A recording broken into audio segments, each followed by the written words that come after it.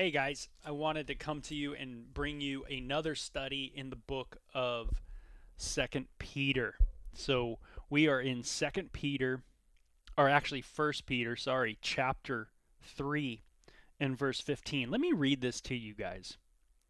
But in your hearts, revere Christ as Lord.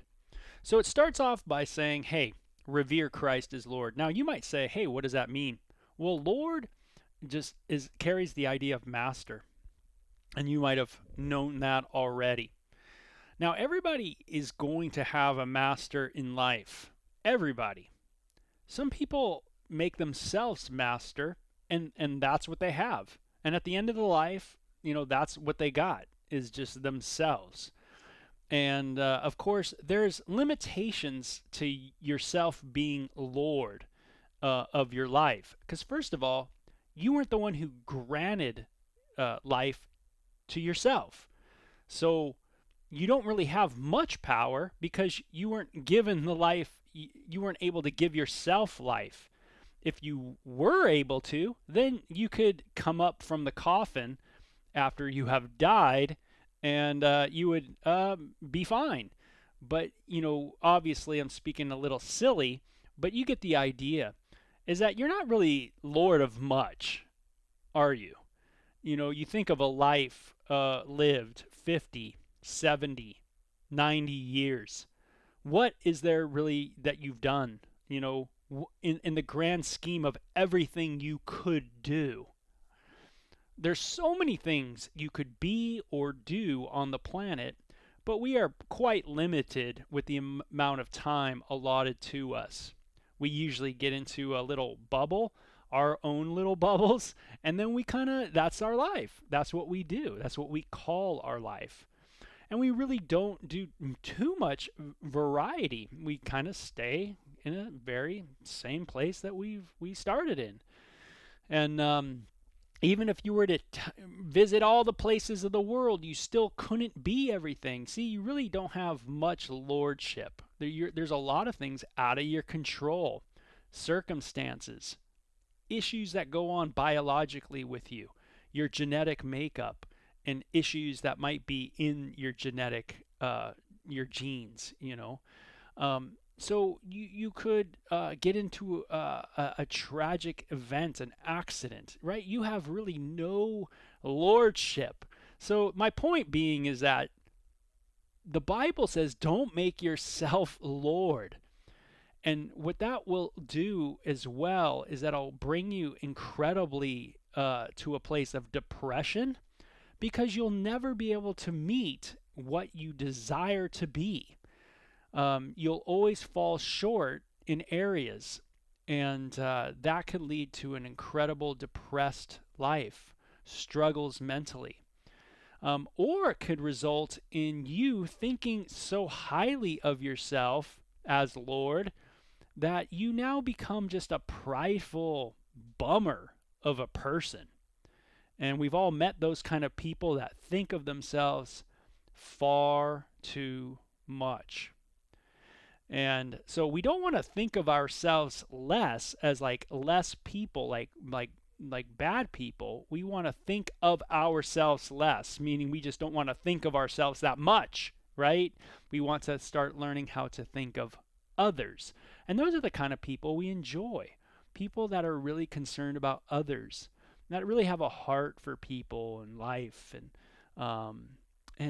those kind of people tend to be super cool to be around. And they are concerned about you more than they are even themselves. And so, anyway, this is what it says. But in your hearts, revere Christ. So, Jesus is a good Lord. He's a better Lord. He's a more powerful Lord. So, he can help you even when you are not able to help yourself or others. And I tell you what, there's times when tragedy strikes that you will be empty, that you will not have the potency to come alongside your loved ones and give them what they need. The only person who can ultimately do that is someone who has seen the other side, who knows something greater than you. And so sometimes no just regular human being is going to suffice for the situation. You need someone greater. And this is what Jesus has come to do. Jesus says, if I tell you earthly things and you do not believe, how will you believe if I tell you heavenly things? Meaning there's so much more that I could share with you, but you're not ready yet. You're still stuck on the earthly things. See, Jesus claims to know much more than we do. Now it says, always be prepared to give an answer to everyone who asks you to give the reason for the hope that you have. But do this with gentleness and respect, keeping a clear conscience, so that those who speak maliciously against you, your good behavior in Christ, may be ashamed of their slander. So what we want to do here is ask ourselves some questions. Are you able to give an answer to everyone who asks you to give the reason for the hope that you have in the lordship of Jesus in your life? So if you have said, hey, Jesus is my Lord, I'm not going to be Lord of my own life, Jesus is going to be Lord, what is the reason for the hope that you have? And that is something you need to think through. See, if I can convince someone to be a Christian, then someone could easily convince them to not be a Christian. So it can't just be something where I'm convinced, like someone's pressuring me or, like, oh, they're talking to me so much. I'm like, okay, because then someone could obviously do the opposite and pressure and try to convince me another way. And I go over there too. See, Jesus claimed to be the truth. He didn't claim to be a truth or a way. He claimed actually to be the way and the truth and the one who is the life. And that's a different idea. So Jesus didn't say, hey, you can just convince me this way and I can convince you that way and we can go our own different ways. No, Jesus said, hey, there is a truth. And there's something that is objectively true. And you know that to be obviously a fact. If things weren't objectively true, then you couldn't give any truth statements yourself. You couldn't say any truth statements. So do you have a reason and a reason for the truth, for the hope that is in you, the hope of Jesus being your Lord? And the idea is, do you know what you believe and why you believe it? Do you know what you believe and why you believe it? That is an important question. See, everybody is learning from somebody. When you go to university, it's not absent from religion. It's actually full of ideology, religious ideologies. They might not call themselves Christian or Catholic or Buddhist or Islamic. They will use secular terms. They'll have secular ideologies, but very religious in its style and in its approach. So instead of preachers or teachers you have in a church, you have professors. You guys are getting my gist. Yeah, people are learning truths, and the question is do those students know why they're believing what they're believing, or are they just believing it? Now, we've all met people that we maybe have been around and we go, hey, well, why are you a Christian, or why are you this? And they go, I don't even know. My parents were. And that's like the university student, right? Well, why are you now into this? Why are you into this ideology? Or why are you now an atheist? Or why are you now agnostic, or whatever you're calling yourself now? I don't know. And I grew up an atheist, secular atheist. And when people used to ask me, hey, why don't you believe in God? I would just go, well, I just don't see him. I guess that's it. I guess I just don't see him. So there it is. And I never wanted to really delve into it philosophically because I was afraid of being wrong.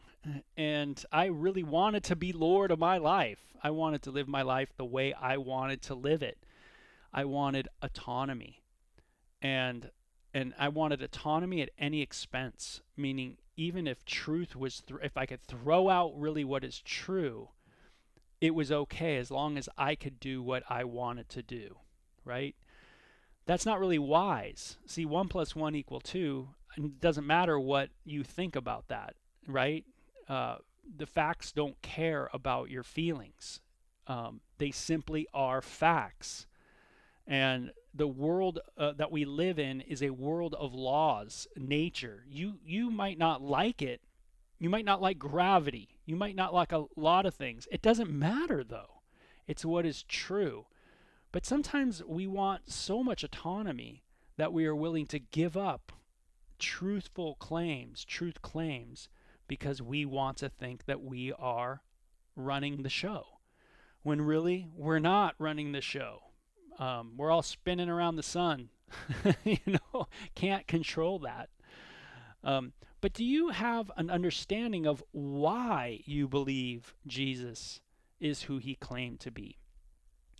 Have you ever studied or looked into Christian apologetics? That might be a new term for you. Christian apologetics. And that's really the study of defending the worldview of Christianity. Why do we believe in a God? Why do we believe there is a creator out there? Is there anything that would show us that there is a creator out there that we look at? Those kind of questions. How can we, in a sense, prove beyond a reasonable doubt that there is a God? And that's what Christian apologetics is all about. It's and when you get into this, you get into a whole wonderful field. I'm going to recommend a wonderful book for you guys. I probably recommended it before, but you might want to just pick up More Than a Carpenter by Josh McDowell. Just a real kind of introduction into basic Christian apologetics, and that might be very good for you. Now, the reason why this is important is because we are told here to give a reason for the hope that you have. See, people are going to ask, your kids are going to ask, hey, why do we do this? And it's good that it might be a lot better if you don't just say, well, this is just what I do, or this is just what we do as a family. No, but you say, well, this is why I believe Jesus is who he claimed to be. This is why I'm trusting in the Bible. Is the Bible a good source of truth to hold fast to? Has the Bible been corrupted? See, these are all things that you should know and study, and this is what Christian apologetics will help you do, is help you study and understand answers to these questions, so that you can share those with your kids. So when your kids get older, you can explain to them. When you understand laws of logic, you can explain to your kid fallacies. So when they're at university and they come home and they start talking about something, you can pick their brain on that, right? The classic ones when the professor says there's no such thing as truth. The Bible claims to be true, but there is no truth. It's all just what we perceive as truth. Excuse me. But there's that kind of rhetoric. But then the student stands up and says, well, professor, if that's true, then what you just said, it doesn't matter. It's not true either. So if there's no truth, then what I just said is not true. And what you just said is not true. There's no truth. So you can't have any truth claims. So if you say, well, I really love my child. Well, that's not really true. It might be subjectively true, meaning you might think that you love your child, but you really don't. It makes no sense, but you have to have an understanding of logic. Epistemology, where we get our understanding of knowledge, the study of knowledge, how we know things, things that critical thinking. So this is stuff that you guys could grow in, and it just takes a little time, and just, you start kind of challenging your brain a little bit. But man, this is important. Now notice what it says, but to do this with gentleness and respect, meaning the knowledge that you gain through studying Christian apologetics. And why do you study it? Because the Bible tells us to give a reason for the hope that is within us. But the point is to tell people with gentleness and respect. We don't come at people and go, look at what we know, and we diss them in that way. But we love and respect them. We care for them. And that's why we want to share with them. We keep a clear conscience. So the idea is that we're not doing it out of manipulation or pride, but we really are wanting people to understand. And so we take the time to have great dialogue and great talk, and we grow in wisdom and understanding. So this is what is being taught in this section of 1 Peter chapter 3. Always be prepared to give an answer. People have a lot of questions. Do you understand what you believe and why you believe it? Are you able to give a reason for the hope that is within you? Sometimes it's easy just to say to people, hey, everybody's going to trust someone. I believe Jesus is a great source of truth. And they might say, well, they might challenge you on that and say, well, why? And then you say, okay, well, let's get into it. Well, who did Jesus claim to be?